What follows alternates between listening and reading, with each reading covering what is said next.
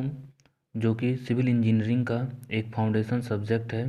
सबसे पहले हम यह जानने की कोशिश करेंगे कि सोम है क्या, इसका सिविल इंजीनियरिंग ब्रांच में उपयोग क्या है और इसको हम पढ़ क्यों रहे हैं। तो चलिए पहले हम जानने की कोशिश करते हैं कि सोम है क्या। सबसे पहले मैकेनिक्स, हम मैकेनिक्स की बात करते हैं। मैकेनिक्स किसे कहते हैं? Mechanics is the branch of science in which study of force and it's effects on different materials. तो मैकेनिक्स क्या है कि मैकेनिक्स में सिर्फ हम बल के प्रभाव, यदि किसी बॉडी पे हम बल लगा रहे हैं तो उसका उस बॉडी पे प्रभाव क्या होगा, इसके बारे में अध्ययन करते हैं। तो मैकेनिक्स को बेसिकली दो भागों में डिफाइन किया गया। सबसे पहला है सॉलिड मैकेनिक्स, उसके बाद है दूसरा फ्लूइड मैकेनिक्स, जो कि हमारे सिविल इंजीनियरिंग में एक दूसरा पार्ट के रूप में एक अलग सब्जेक्ट है। बेसिकली हमें सॉलिड मैकेनिक्स के आगे दो भागों में फिर से बांटा गया, जिसमें से एक है मैकेनिक्स ऑफ रिजिड सॉलिड और दूसरा है मैकेनिक्स ऑफ डिफॉर्मेबल सॉलिड्स। अच्छा, मैकेनिक्स ऑफ रिजिड सॉलिड और मैकेनिक्स ऑफ डिफॉर्मेबल सॉलिड्स हैं क्या? रिजिड हम उस बॉडी को कहेंगे जिसके पार्टिकल्स के बीच में रिलेटिव मोशन ना हो रहा हो। कहने का मतलब ये है कि यदि यह एक बॉडी है तो इसका एक पार्टिकल यहाँ है और इसका एक पार्टिकल यहाँ है, तो इसके ऊपर हम कोई भी फोर्स लगाएं तो इन पार्टिकल्स के बीच बिना फोर्स लगाए यदि दूरी डी थी तो फोर्स लगाने के बाद भी इनके बीच की दूरी डी ही रहनी चाहिए, अर्थात इनके पार्टिकल्स के बीच में रिलेटिव मोशन नहीं होना चाहिए। तो हम ऐसे बॉडी को रिजिड सॉलिड कहेंगे, जो कि एक आइडियल बॉडी का केस होता है, जो कि इस यूनिवर्स में पॉसिबल नहीं है सॉलिड के लिए।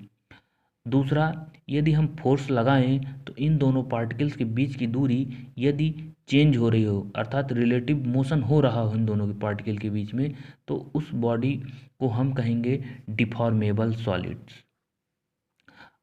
अब इस तरीके से हम जान गए रिजिड सॉलिड किसे कहेंगे और डिफॉर्मेबल सॉलिड किसे कहेंगे।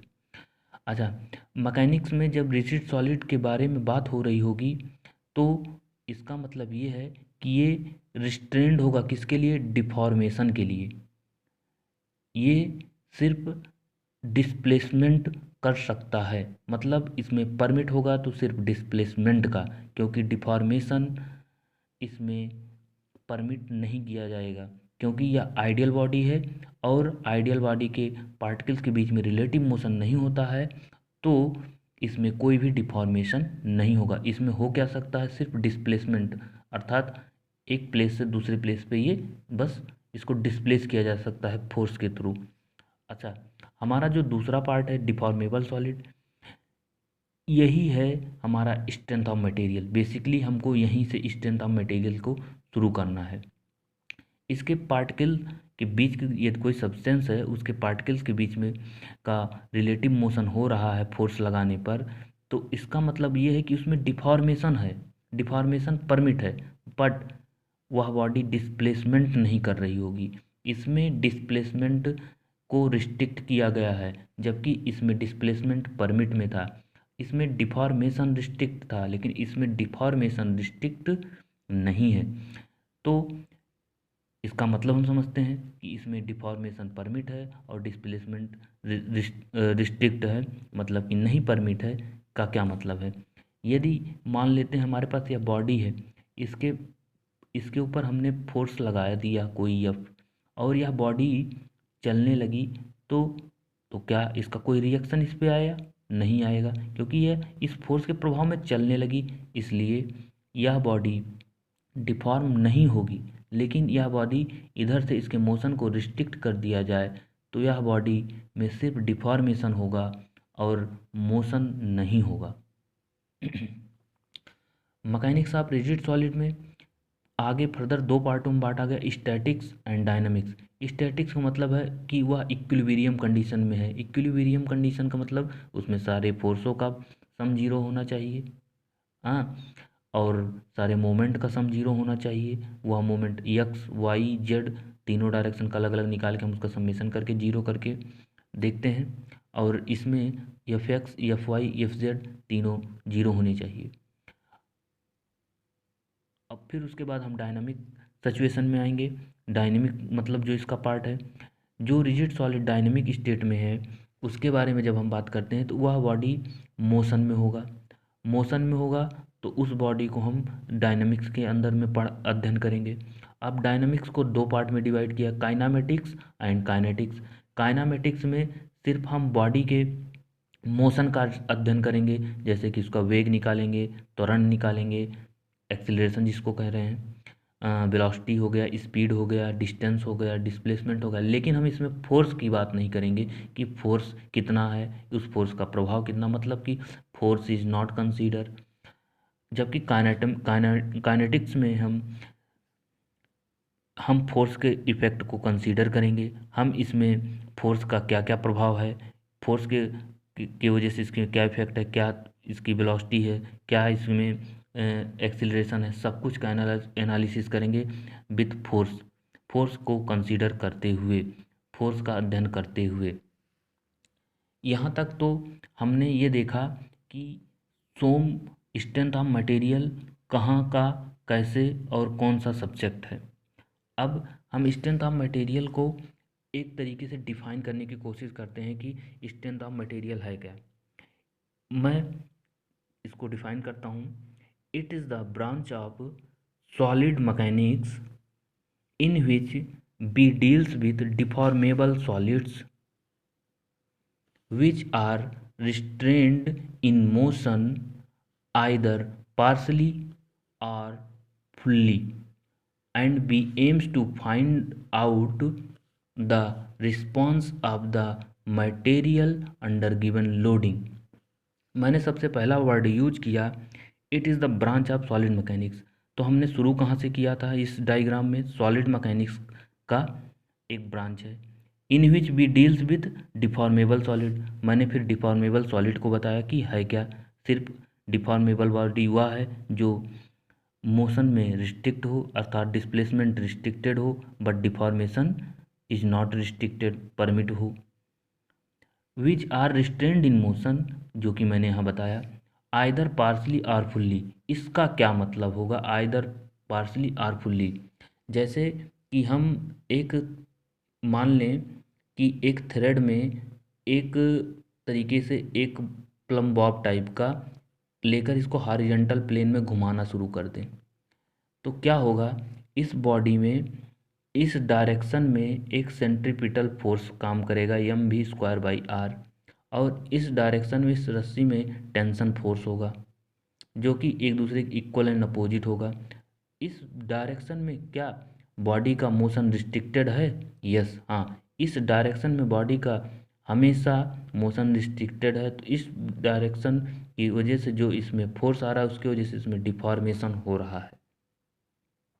लेकिन इधर के डायरेक्शन में इसके मोशन को रिस्ट्रिक्ट नहीं है।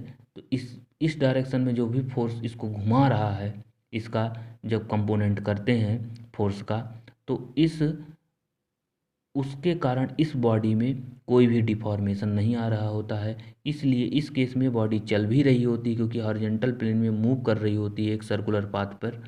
तो हम यह कह सकते हैं कि यह पार्सली तो रिस्ट्रिक्टेड है लेकिन फुल्ली नहीं रिस्ट्रिक्टेड है मोशन के लिए। तो यह मोशन करने के दौरान भी यह बॉडी डिफॉर्म होगी, इसलिए हमने यहाँ पे इस वर्ड का यूज किया आइदर पार्सली और फुल्ली गिवन लोडिंग करने।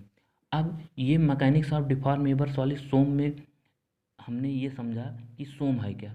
अब इस सोम के अंदर सिविल इंजीनियरिंग के अंदर क्या पढ़ना है, जब कोई बॉडी डिफॉर्म होगी, डिफॉर्म होने का मतलब सीधा सीधा सा मतलब ये है स्ट्रेन। स्ट्रेन स्ट्रेन को हम आगे समझेंगे कि स्ट्रेन है क्या। लेकिन जब किसी बॉडी में स्ट्रेन आता है तो स्ट्रेन आता क्यों है, क्योंकि हमने फोर्स अप्लाई किया। इस स्ट्रेन का एक इफेक्ट होता है स्ट्रेस, और यह स्ट्रेस कितने टाइप का होता है, यह स्ट्रेस है क्या, और इस स्ट्रेस का इफेक्ट क्या है, इस सब चीज़ों को हम सोम के अंदर पढ़ेंगे बेसिकली। अब हम स्ट्रेस को डिफाइन करते हैं। स्ट्रेस क्या है? स्ट्रेस एक तरीके का इंटरनल रेजिस्टेंस है। इंटरनल रेजिस्टेंस है। यह इंटरनल रेजिस्टेंस क्यों है? Internal resistance due to at any point loading due to at any point loading for deformation. यदि किसी बॉडी के अंदर डिफॉर्मेशन आया, और डिफॉर्मेशन आया क्यों? क्योंकि हमने उस पर लोड लगाया, तो उसके अंदर एक इंटरनल रेजिस्टेंस डेवलप होता है जिसको हम स्ट्रेस कहते हैं। हम इसको आइए चलते हैं समझते हैं कि ये स्ट्रेस है क्या। हम मान लेते हैं एक ये फिक्स्ड वॉल है जिस पर हम मान लेते हैं एक ये स्टील का रॉड है। अब स्टील के रॉड को यहाँ से कोई पकड़ के खींचना स्टार्ट कर दे। मान लीजिए स्टील का रॉड जो है बहुत पतला है, 3 to 2 mm डाया का बार है, तो इस ये तुरंत तो टूट नहीं जाएगा। हम क्या करते हैं, इस पर ग्रेजुअली फोर्स जैसे कोई मान लीजिए कि हम ही लगा रहे हैं, तो इस पर ग्रेजुअली फोर्स को हम बढ़ाते जाते हैं, F1 फिर F2 फिर F3 ऐसे ऐसे बढ़ाते जाते हैं। एक समय आता है कि देखते हैं कि इसमें लेंथ में इलोंगेशन आना स्टार्ट हो गया, और वह इलोंगेशन एक लिमिट तक होता है, होता जाता है, और उसके बाद यह टूट जाता है। हम यह मान ले रहे हैं कि हम इतना फोर्स लगा सकते हैं कि इस बार को तोड़ दें। पहली चीज़ तो हमने क्या किया, जब हमने स्टार्टिंग में F1 फोर्स लगाया तब यह बॉडी ऐसे की ऐसे थी, लेकिन इसमें एक हल्का सा चेंज आया। क्या चेंज आया? इसके यहाँ जो लेंथ थी कुछ इंक्रीज की हुई होगी। अब इस इंक्रीज के कारण इसके जो इंटरनल मॉलिक्यूल्स थे वो क्या हो गए होंगे, इनके बीच की जो दूरी है बढ़ गई होगी। लेकिन इन इंटरनल मॉलिक्यूल जो हैं ये अंतरा आणविक बल के कारण जुड़े हुए थे, इनकी एक फिक्स डिस्टेंस थी। अब ये उसी डिस्टेंस को प्राप्त करने के लिए, मतलब कि जो उनकी प्रारंभिक स्थिति थी उसी में बरकरार रहने के लिए क्या करेंगे, वो एक फोर्स लगाएंगे जिसको न्यूटन्स के नियम के थ्रू कहेंगे हम, तृतीय नियम के थ्रू इसका रिएक्शन होगा। अब वह रिएक्शन कैसा होगा? इस F1 के तो बराबर होगा। क्या F1 या अकेला एक मॉलिक्यूल लगा रहा होगा? नहीं, इसमें जो इनफाइनाइट मॉलिक्यूल हो वो सब छोटे छोटे छोटे छोटे फोर्स लगाकर उस सारे फोर्सों का सम F1 के बराबर होगा, जो कि इस फोर्स के जस्ट अपोजिट डायरेक्शन में होगा। और इसलिए हम इसलिए हम कहते हैं कि यह एक इंटरनल रेजिस्टेंस दे रहा है। लेकिन इनकी यह जो इंटरनल रेजिस्टेंस है इसकी एक कैपेसिटी होती है, एक लिमिट होती है, जिसके बाहर आप जाओगे तो ये फिर उस फोर्स का विरोध नहीं कर सकते। तो उसके बाद इनमें एक डिफॉर्मेशन स्टार्ट हो जाता है जिसमें प्लास्टिक स्टेज में जाएगा। उसके बाद यह चीज़ टूटना मतलब स्ट्रेन हार्डनिंग, उसके बाद इसके बाद वह अल्टीमेट फेल हो जाता है। तो कहने का मतलब ये है कि हम इसको कह सकते हैं कि इसके मॉलिक्यूल्स के द्वारा जो हमारे द्वारा लगाए गए फोर्स हैं उसका जो विरोध किया जा रहा है वह ही स्ट्रेस है। लेकिन वह फोर्स एक मॉलिक्यूल तो लगा नहीं रहा है, उसके छोटे छोटे मॉलिक्यूल्स मिलके लगा रहे हैं। अब छोटे छोटे मॉलिक्यूल्स किस कहाँ पे हैं? उसके क्रॉस सेक्शन एरिया में है। मान लो रॉड ऐसे सर्कुलर मतलब कि सिलेंड्रिकल शेप में है, तो इसमें छोटे छोटे छोटे छोटे मॉलिक्यूल्स हैं, ये सब मिलके लगा रहे हैं। तो इन ये क्या हुआ, ये छोटे छोटे फोर्स लगा रहे हैं। तो इसलिए स्ट्रेस को इस तरीके से डिफाइन किया गया, फोर्स अपॉन एरिया।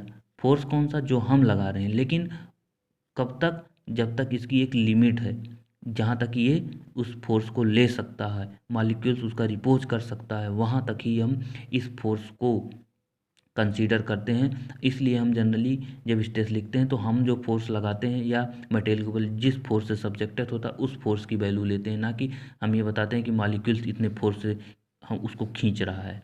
लेकिन वो एक्चुअल में हम जितना फोर्स लगाते हैं उसका अपोजिट लगा रहा होता है, उतना ही फोर्स में अपोजिट डायरेक्शन में। इसलिए हम उस फोर्स की जगह अपने द्वारा लगाए गए फोर्स की वैल्यू लिखते हैं। और चूंकि यह पूरा क्रॉस सेक्शन एरिया जो होता है ये इसका रिपोज कर रहा होता है, इसलिए हम एरिया से डिवाइड करते हैं और हमको स्ट्रेस की एक वैल्यू मिल जाती है। अब हम स्ट्रेस के बारे में एक चीज़ और जानने की कोशिश करेंगे कि स्ट्रेस कैसी क्वांटिटी है। Stress is a tensor quantity. Tensor किसे कहते हैं? जिसको डिफाइन करने के लिए मैग्नीट्यूड, डायरेक्शन एंड एरिया, तीन चीज़ों की ज़रूरत पड़ती है, उसको कहते हैं टेंसर क्वांटिटी।